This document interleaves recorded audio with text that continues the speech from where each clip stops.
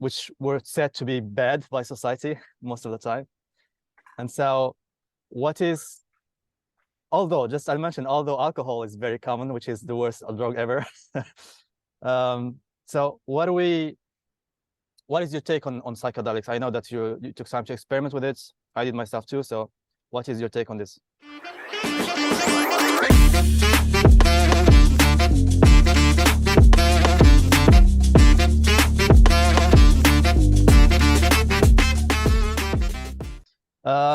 Hi, Rudy. Thank you so much for joining us today. Hi, to every viewer of this video, where we aim to share some insights with you guys about the world, about reality, about how to open up a bit your consciousness to other dimensions in life. Thank you, Nizar. Thank you for having me. So yeah, my background, I was born in the Soviet Union back in the 80s in a relatively small country called Armenia. And we immigrated to Israel in 92.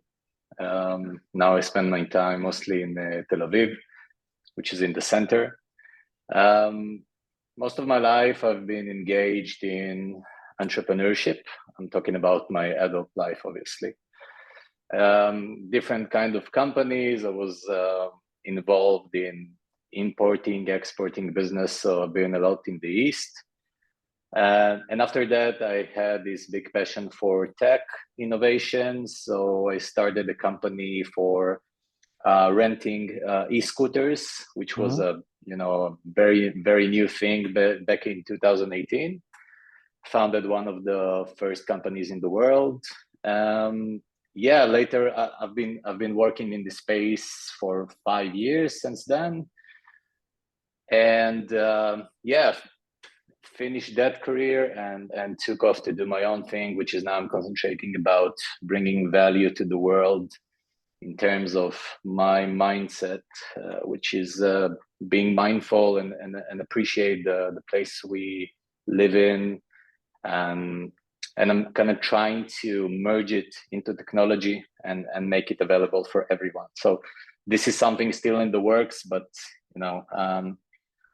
follow this for the next couple of months. It will be out. Nice. In terms of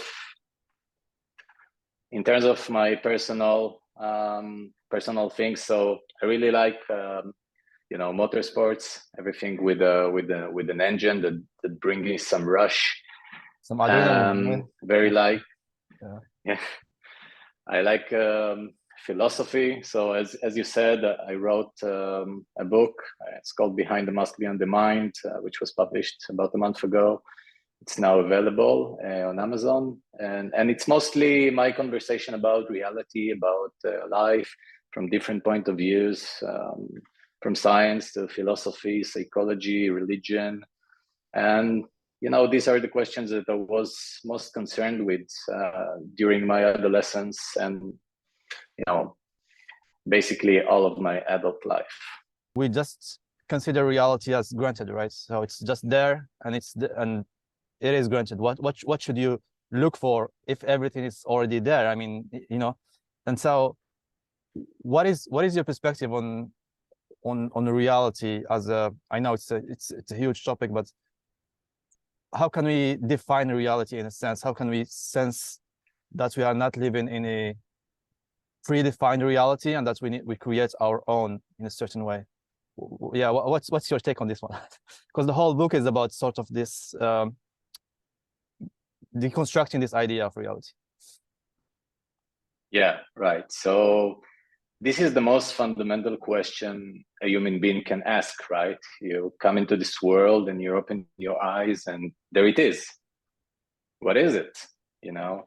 And somehow the Western society, mostly the Western part of the world, has neglected these questions. And people look at reality or the world as something that is either, as you said, just out there and ignore the questions like why, what is it? Or just, take it for granted. This is a very complicated question, but essentially, I believe and this is supported by a lot of empirical evidence. Even nowadays, in the past 10 years, there's been a lot of research in many fields of science that this is a mental world. We live in a mental world, meaning that what you perceive as something physical, what you call stuff, what you call matter, is basically a mental activity that is being described by your sensory organs, right? Like your eyes, you can see things, you can hear things, you can touch things. And thus you come to a conclusion that these things are physical. These things are made of something. They're made of matter or something like that. But there's a lot of things that could destroy such theories as perceiving the world as something physical. In science, when you come to a certain theory and you say, okay, 1 + 1 equals 2, right? Yeah. And you bring a lot of evidence and you try it out, and everybody agrees. There's a consensus that 1 + 1 equals 2. This is a scientific evidence, right? Mm-hmm. But if for some magical reason someone would bring forth the theory that 1 + 1 equals 3, that will ruin the theory of 1 + 1 equals 2. In this regard, in the world that we are living, there's a lot of evidence that this world is mental. For example, and I wrote about it in the book, and I also heard some PhDs in neuroscience talk about it. That the placebo effect. We now have empirical evidence that sugar pills can cure medical conditions, and you have even ghost surgeries, which is you come to a surgery, they do a cut in the skin, and then after a few hours you just wake up from the surgery, and the surgeon tells you, well, you're good to go. And it did nothing, just a little cut. It's like the placebo your effect, belief, right? Exactly. It's like a placebo, but with the surgery. And this is well known. And there's a lot of empirical evidence to support that people who undergo this sort of ghost surgeries have give or take the same effects as people, who do real surgery. And that implies that what we perceive could be mental. Also, you have this in dreams, right? Where you perceive a world that looks absolutely physical, absolutely usual, and you're fully convinced that this is the real world. I mean, you can touch things, you can open doors and do whatever you want. But when you wake up, you do realize that it was a mental activity. It wasn't a... So to your question, what is reality? I would say that reality, in essence, is something beyond description. It is, in essence, mental.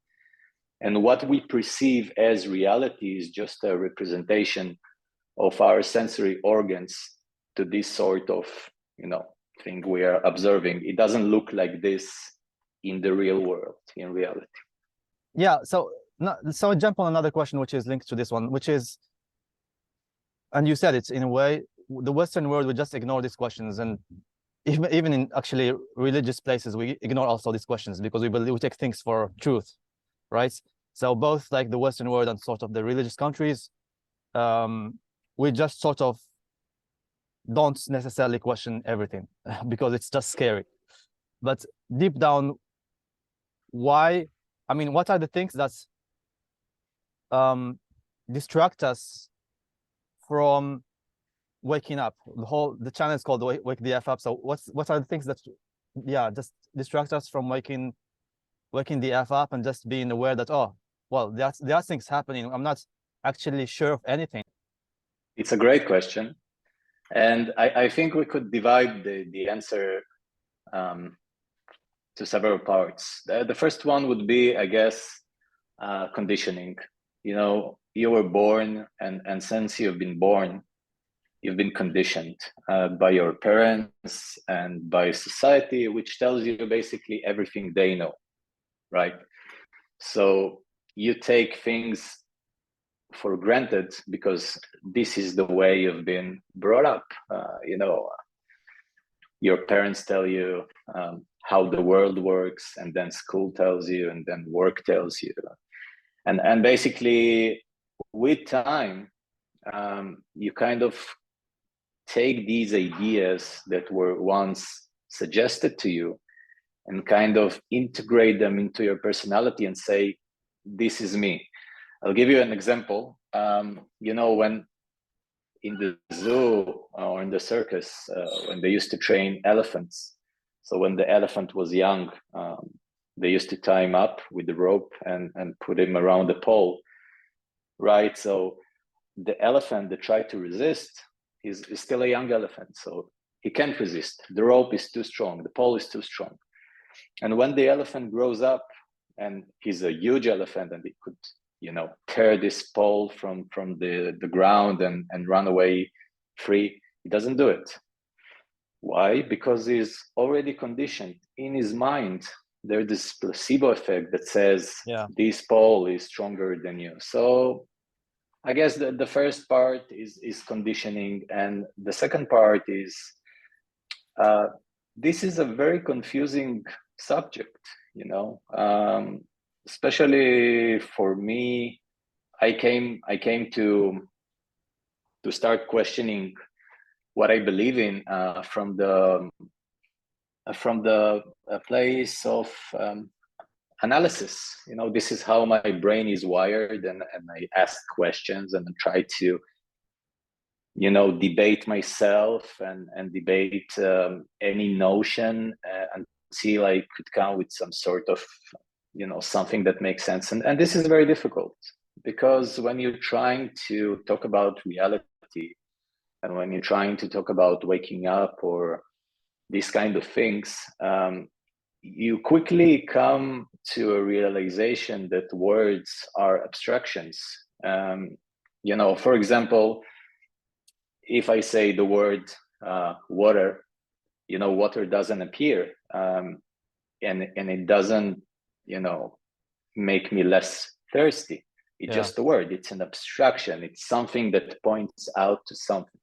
And when you are trying to kind of consolidate this knowledge and say, okay, I'm trying to investigate reality and for what it is, but you are trying to do it with words, it's very, very difficult. And I think that a lot of people give up when they entertain this philosophy.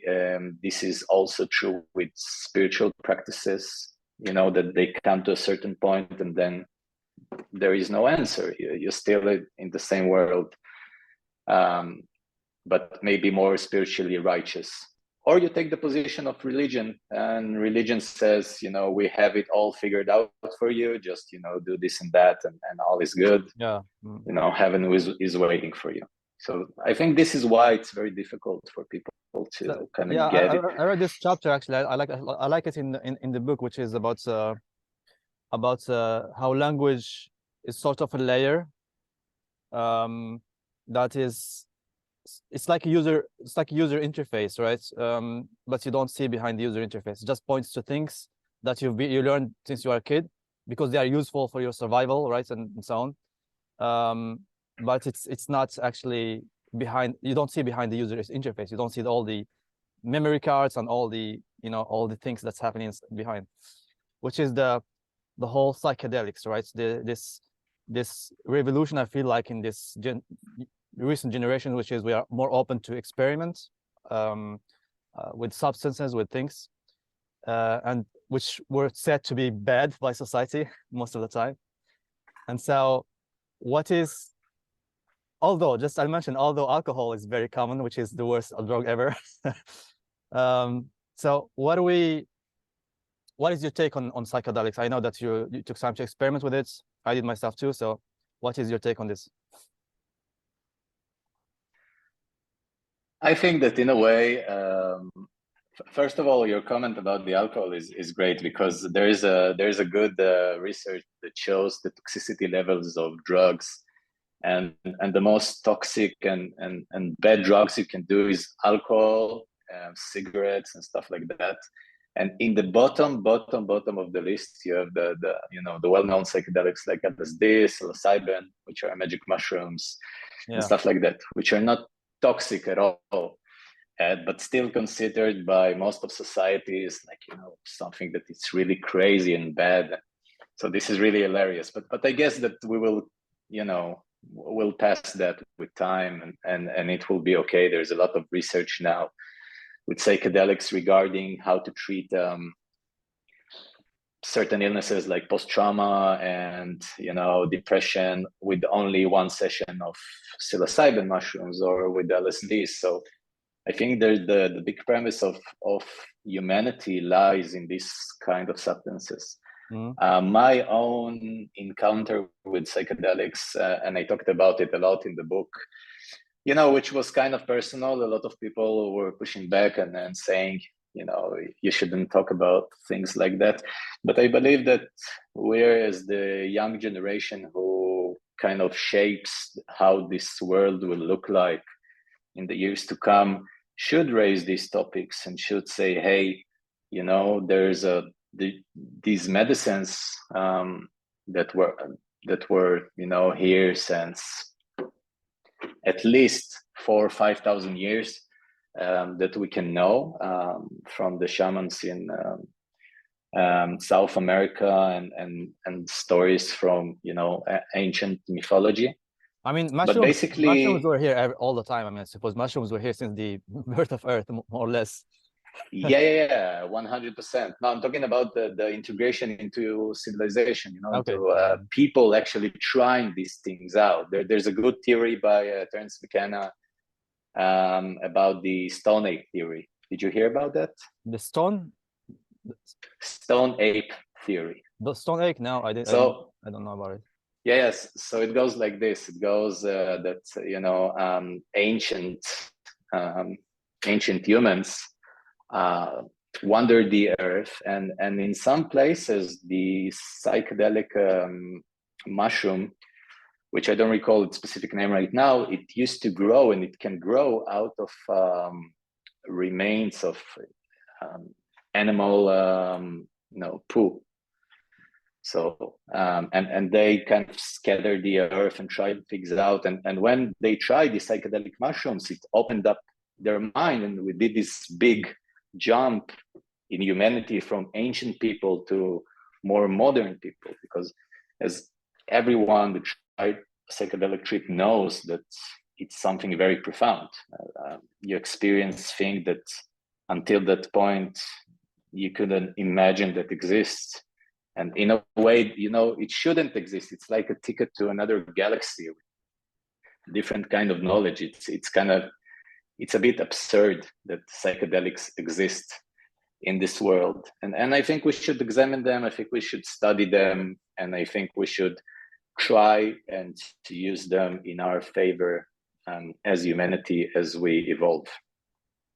Yeah, I mean, obviously, you have always the two viewpoints of people against and people for, but I think it's a tool that's worth exploring, at least, right? I mean, it shouldn't be like a substance for everyday's use, obviously, but it's worth exploring in terms of its journey of self-development, in a sense. I think, by the way, Nizar, it's important to just say that these kind of substances are not addictive. I mean, if you try psilocybin or LSD, it will take a lot of effort and bravery to go for this again, because it's very, very, you know, it could be very profound and beautiful. It could be scary as hell. Yeah, it is. And you wouldn't convince me, you know, to just take mushrooms and that is so the people that are against, I can understand where this is coming from. It's, you know, also conditioning, but essentially it's not addictive, and it's something that you do once in maybe a year or something like that. Yeah, I agree. And also maybe it's also about the intention. I believe it's about, I mean, I know that people, for example, in Amsterdam and so on, can use it for just having fun and so on, which is one way, but there's a deeper, more profound way, which is if you have the intention of knowing how things work, how sort of the reality works, what is reality, and so on, those deep questions that need a lot of mental efforts and consciousness. So it helps at the beginning to just open up your, like break the barriers toward another dimension, right? So it depends how you use them as well. For sure, certain settings. There's a chapter which is, or something called the ego death in your book, right? I like it as well. Which is also your experience, I suppose. You went through it a bit more advanced, I think, probably for most people to understand what it means. But can you like summarize it in briefly? What are we? It's scary when you start thinking about reality. It's scary because ultimately you're just challenging who you are, right? And you're building this story based on your background, on your conditioning, on even your genes, pretty much as a human and so on. What is like? Why would anyone wants to kill himself in a metaphorical sense, right? Right. Well, yeah, it's definitely scary. But I tell you what, my whole philosophy, and this is also, it's not like I invented this philosophy. All of my knowledge and things that I work with are well rooted in a lot of Eastern philosophies and a lot of Western philosophers who discuss these kind of things. But basically, the idea is, the notion of this philosophy is that you as an individual are akin to an illusory self, which means that what you perceive as I, the idea of I, is illusory. And when you undergo what people refer to as ego death, and it could be in a psychedelic trip, but not only. It could be in a very stressful situation when a lot of people suddenly had this discovery. But what you're basically going through is the demise and the death of your illusory self, which is an idea. When you refer to yourself as I, if you go deep enough, you'll find out that there is nothing to find. There is no finger to be pointed to this I and locate this I. And this is a very deep question, but essentially when you go through ego death, you kind of see it. You kind of see this illusion dissolves, and suddenly you can realize the play, the game. And I don't think that necessarily this is a bad thing, to live in illusion. I think that illusion is part of the human game. It's the same as you would say, why should I dream? Because it's an illusion, so what's the point? But the point is the experience itself, right? So when you're immersed in a dream, you have these profound experiences because you disassociate yourself from the dream, because you think you are someone inside some place or some world, but essentially you are the dream. When you're dreaming, it is made of your mental activity. So ego death, it's kind of like, waking up from a dream, if I had to put it in, very roughly. So it's like the goods is that you are aware that you are in a game, but you still play the game with less involvement, less stress, less all like the how do you say it, the attachment things that makes you so serious about life, right? Just taking life so seriously and just thinking that that you are something and that you are building something and it's gonna worth something, and all this just scrambles down and you just keep living in sort of the moment, right? A lot of also the idea of the power of the now, right? And so talking about the now, there is the idea of the now, right? You talk about it as in terms of language. When we mean, what do we mean by now? Because people will tell you just be in the now, be in the present moment, and you'll be happy, right?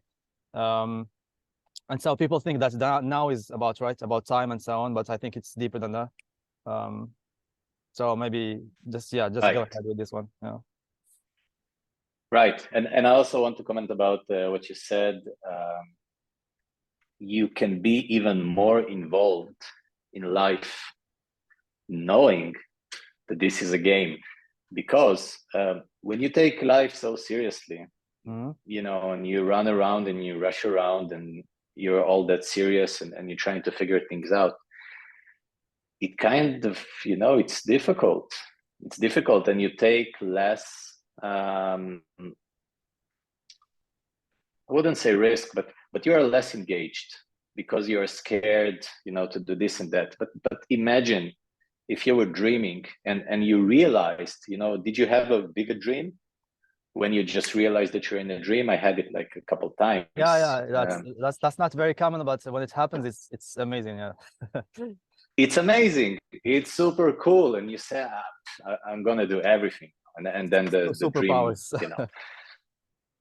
Exactly. So in the same regard, when you are aware of this kind of thing, that this is a game, it's a beautiful game, very complex game, you can be involved more. And for us as entrepreneurs, you know, it seems like a double bind, because you say, you know, what is there to build if it's just a dream?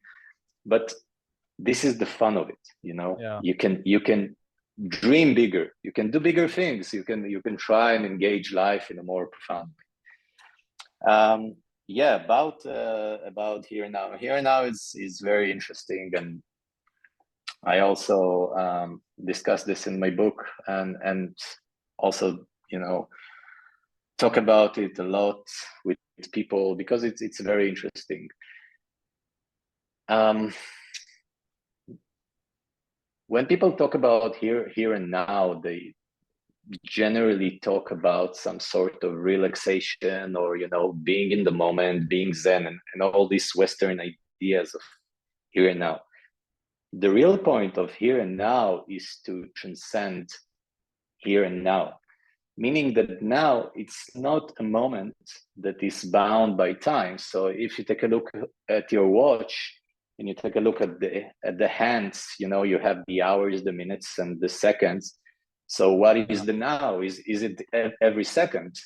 Obviously not. You cannot live in a world like this where the now is, you know, constantly changing, big from the future to the past. So it doesn't make any sense. So the actual now, as I perceive it, is everything, you know, things are not going anywhere. It's all one singular moment. It's like you have this metaphor of, you know, a river or a waterfall, and you have a whirlpool. And in the whirlpool, you have water, but this water always stays in the whirlpool as long as the river keeps going or the waterfall keeps going. But the actual water in the whirlpool are constantly changing as well. So we're kind of a whirlpool in reality, where there is only a singular moment, but due to our kind of biological conditioning, we perceive things and events as time, as something that used to happen or will happen in the future, because we take these moments and put them in our memory repository. But essentially, there is no such thing. So the only moment we have is now. If you think about it, you've never been yesterday, and you will never be in the future. Any moment that you are is always now. If you think about the past, you think about it now. If you think about the future, you think about it now. So I guess the implication of that is, you know, people always stress about and live, you know, to live in the future. They're like, what's going to happen? What's going to happen? And essentially, if you think it through, there's too many variables for you to kind of predict the future. There's a limited prediction that you can do. You can say, okay, tomorrow I'll go to work. It's a solid prediction, right? But you cannot know how the day is going to unfold because there is too many variables. So this kind of anxiety goes away once you realize you cannot have any control over it. And the only time you have to make a difference is now. So going back to being an entrepreneur, or, you know, any other occupation, what you do now changes. Now it changes not only the future, which is a concept, but also changes the past. So the most important thing you can do now. So this is kind of my take on it. Yeah, I see. So to sum it up, the past and the future are just in your mind, pretty much, just like based on your conditioning as well. And it's funny, but when I was not a kid, but like I think a few times, when I just wandering in the nature and so on. And so I'm thinking, if I were another animal, like just a dog, it could be my dog, could be some butterfly passing by and so on. Would I see the world the same way? Would I see also the past and the future and so on? Probably not, right? So, I mean, if you see animals that just go in like moments after moments after moment, there's now like, I need to plan for the next thing. I mean, if they need to plan, it's gonna be probably programmed in their genes and so on. But it's the way they live is mostly, I suppose, I've never been a butterfly, but I suppose it's just in the moment, right? A religious background from Judaism, right? And I have a religious background from Islam, which is from Morocco. And it's just nice to just talk about, understand that people are the same. Ultimately, we are the same. We just don't understand each other. And basically that's either could be religion or could be science. Both can be an impediment to understanding each other, to being just one with the universe, right? So tell us what is for you like the definition of spirituality as compared to religion, as compared to science. We just have 3 minutes, but that would be interesting to know, right? For people to just 3 minutes, it's a bit challenging. Yeah, but from a high level 3 minutes for you. We have 3 minutes for it. Let me be the devil's advocate here and say that all this world of multiplicities that we have, right? We have different skin color, different shape, different language, different belief. So you can argue from one side that this is all, very bad and we should be one and everything should be whole. But there's a double bind with that, because the whole thing with existence is the division of the one thing, if you can call it one, into many, many, many different things. And these many, many, many different things gives us this bliss. I can go to Morocco and have this great food or visit beautiful places. And imagine if all of this universe would look the same. We were all the same. We would practice the same religion, practice the same thing. It would be boring. It is. So the good comes with the bad. I believe that we as human beings, we should have the responsibility to understand this game and not being so harsh to one another. But from the other perspective, not trying and consolidate everything into one idea. And in a way, this is what the Western society is trying to do for many, many years, is trying to kind of consolidate everyone under this Western ideas. Exactly. And the same for religion. They try to consolidate everyone into one religion.